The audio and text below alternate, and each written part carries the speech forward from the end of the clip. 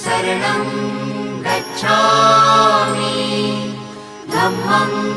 शरणं गच्छामि संघं शरणं गच्छामि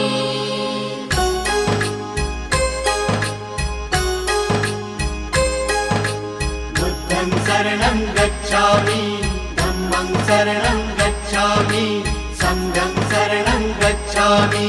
त्यागमूर्ती तू शांत चित्त तू योग रूप संसारी